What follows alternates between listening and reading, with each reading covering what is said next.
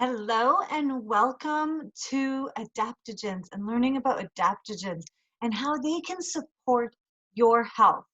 I'm so excited that you're here because it means that you want to be empowered about the choices that you have in your life to make healthier decisions. And so today we're going to talk about adaptogens. It's something that people have heard of but don't necessarily know a lot about.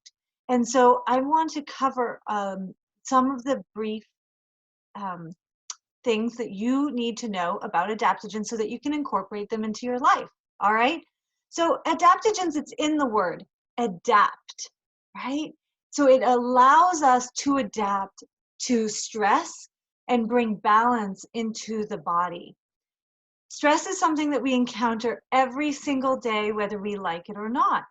But there is such thing as good stress in our life and not so good stress. So the National Institute of Mental Health lists stress as a common reaction to everyday pressures that could be brought on by things like school, work, finances, and family matters. So all those stress is typically can carry a negative connotation when we talk about it. The fact that the body can react to stress is what can help you also perform better. So if you were preparing for an upcoming job interview or maybe a tryout or something, this can be a good type of stress. Also, if it was a life-saving situation, then you want to react to the stress.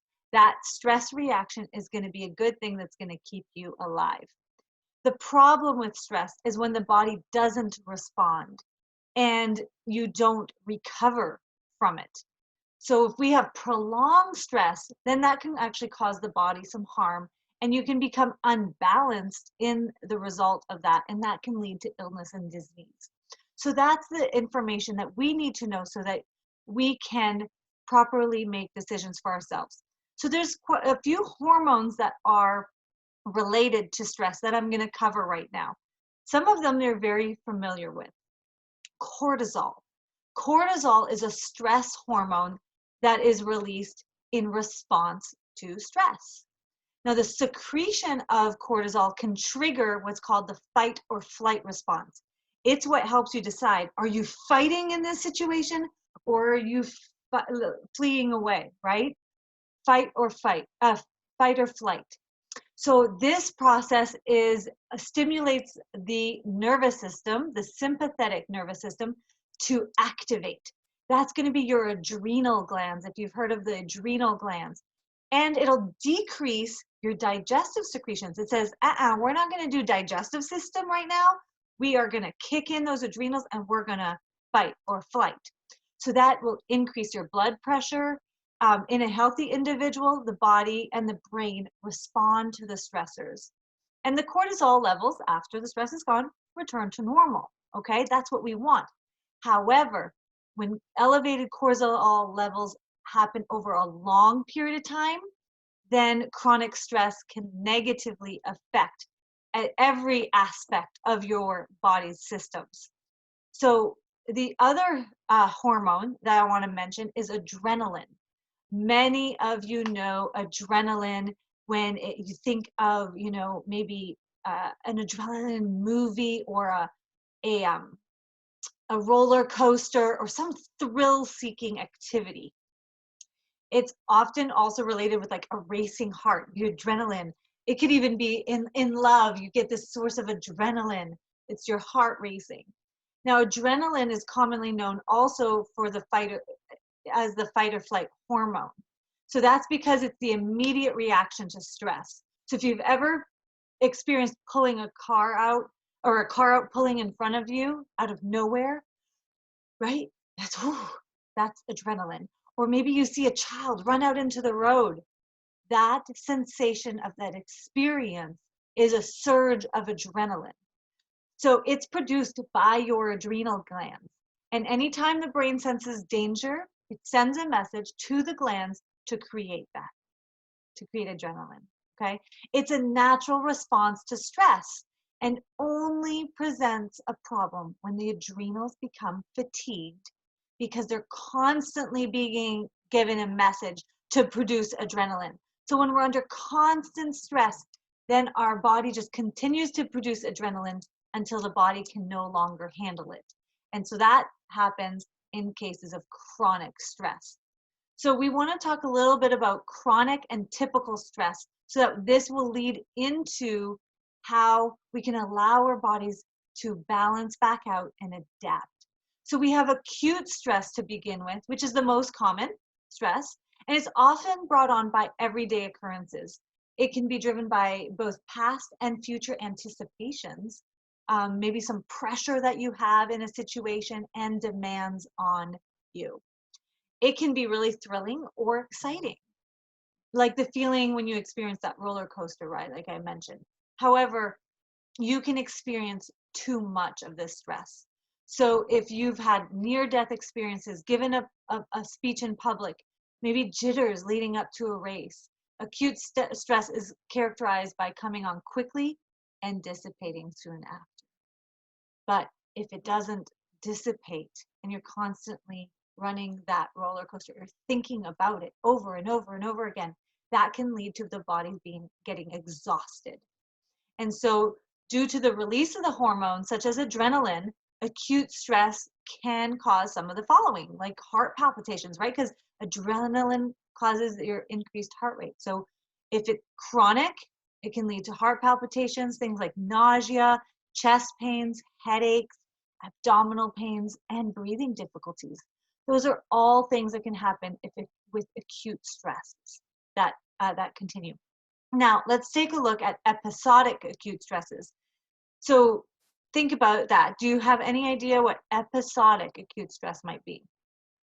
So episodic acute stress is the frequency of the episodes. How, we all know someone who they're always living in chaos, right? Or complete disorder. They're always running late, they're rushing, they're experiencing constant string of stress or crises every single moment. And that puts them in acute stress. A constant worry is also episodic acute stress. So symptoms of episodic acute stress can be persistent tension headaches, migraines, hypertension, chest pains, and heart disease. As you can see, the symptoms of episodic acute stress are more severe than those of simply an acute stress. So then we want to look at the dangers of chronic stress, okay? Chronic stress refers to immediate, interminable periods consisting of unrelenting stress. So oftentimes a person will experience chronic stress is someone who might not be able to find their way out of a situation. They have constant pressure from work, maybe a bad living situation or a childhood trauma that leads to chronic stress or pressures that often get internalized and therefore are constant because they're not processing the stress they're constantly doing it. It gets buried in there and it becomes constant. So in fact, one of the most dangerous aspects of chronic stress is that it becomes a natural state despite its havoc that it creates on the body systems. Based on research from the National Center of Biotechnology Information, all bodily systems are affected by chronic stress. And if it's untreated, it can suppress the body's immune system, which can ultimately manifest a lot of illness. If it's left untreated, then long-term chronic stress can lead to adrenal fatigue and then much more potentially dangerous issues. So we really want to be able to handle these stresses.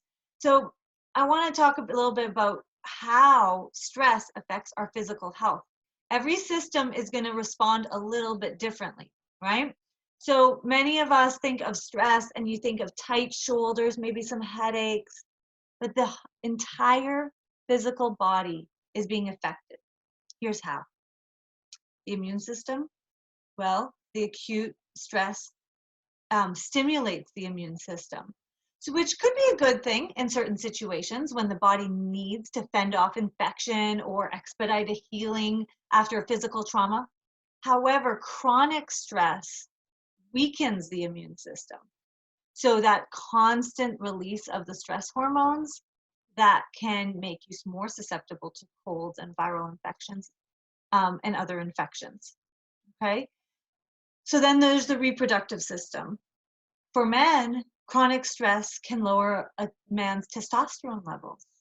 That can interfere with sperm production and then therefore cause certain erectile dysfunctions, maybe even impotence. So women, on the other hand, stress can lead to irregular or heavier cycles or more painful cycles. Chronic stress can also lead to problems with fertility. Okay, something no person ever wants to go through. We have the muscular system that gets affected too. When the body experiences so much stress, the muscles tense up to try to protect the body from injury. Once the threat passes, the muscles are supposed to relax. But when you're under constant stress, the muscles never get that chance to recover. And so that tightening can lead to more headaches, some joint pains, and other things like that. Your nervous system, your central nervous system, it controls everything. And it is in charge of that stress response. So and your brain stimulates what's called the hypothalamus, and that tells your adrenal glands to release the stress hormone and cortisol. But again, if it's this constant loop, eventually stops sending the signals. The digestive system also gets affected. So you get that rush of hormones, which causes that rapid breathing, and it can cause upset the digestive system. So you can experience heartburns and acid reflux, diarrhea, nausea when chronic stress persists. So this is something that we all know somebody with some of these symptoms, and stress is a major factor. But I want to tell you that it's not just our physical body. It's also our mental and emotional health that gets affected. Way too many people with chronic stress end up leading towards depression because the hormones are put out of balance when they're constantly being stimulated. And then you get low energy when it's sustained for long periods of time. That can lead to depression. Bipolar disorder is another thing that involves dramatic shifts in your mood, energy levels, and behavior. And that is exacerbated by stress. So this can cause more severe mood cycling. It can disrupt your sleep. It could cause you racing thoughts, and feelings of depression can be heightened also. So that can be accentuated with chronic stress. Cognitive function, you're under constant stress, right? Then we can't think straight. The function of the brain cells in the hippocampus and the frontal lobes, as a result of the chronic stress can cause confusion and problems, decision making, just trouble concentrating overall. None of this is fun stuff. Your personality gets affected because when you're under constant stress, you can't get in touch with your own self and understand what your needs are. That leads to irritability, hostility, anger, frustration, resentment sometimes, so many things. So we've talked a lot about the effects of chronic stress. Now, are you ready to talk about what will help relieve some of the stress and create balance within the body? So what if I told you that there's a way to do this without medications? All natural solutions. That is what I want to empower you with today, that you have choices, all right? And that's where adaptogens come in. Like I said, it's in the name, to help you adapt. So adaptogens are a class of healing plants that help create balance and restore and protect the body in situations of prolonged stress. And it helps with the hormones. Now they do this by boosting the immune system, supporting healthy weight, increasing physical endurance and mental focus, reducing discomfort caused by poor health, encouraging balanced mood, and balancing your hormones. Now, each adaptogen has its own unique properties that can help with specific types of stressors. So we're going to look at a few. I'm going to talk about 5 different adaptogens today that help. They're all a little bit different. But what's the beauty of when it's a plant, it is food. Your body is going to take it in just like it does anything else. And your body will do what it needs. So nothing is an upper and nothing is a downer. It's all about creating balance in the body. And your body will take that food and use it how it needs. So the first one I'm going to talk about is probably one you've heard of. It's called holy basil, also known as tulsi. And holy basil, you've probably seen it maybe in the tea section at the supermarket. You can often find them there. It's a member of the mint family, and it's often used in cooking. So basil, right? It's a type of basil that is used in cooking, and it has been around as a healing plant for thousands of years. It's native to Asia, and it's also known as the incomparable one. So it's considered one of the most sacred plants of India. Holy basil works to help enhance the body's response to physical and emotional stress, and naturally optimizes the functions of the body in times of stress. So it can really help balance out those hormones. It comes in lots of different forms. The most commonly seen one is as a tea. And you can actually make your own. If you grow this in your backyard, you can grow some basil in your backyard. And what you're going to do is you can make your own tea. So when you harvest the plant, if you get some fresh basil, the fresh holy basil, you're going to, if you've ever kind of like cut it up, put it in a cup and you press out the sides and kind of bruise the plants, what happens is that releases the essential oils. And those essential oils are where the healing properties of the plant are gonna come in.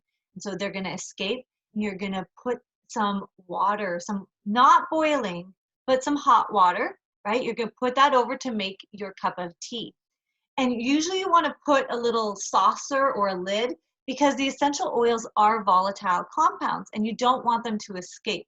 So you kind of want to trap them in there as the tea steeps. And then after it's steeped for about 5 minutes, you're welcome to drink it. You could also cool it if you'd like. I do love to use the essential oil as well. And then that way I can put it over my adrenal glands, is a great way to do it. Or I can add it to my recipes as well and make tea with it.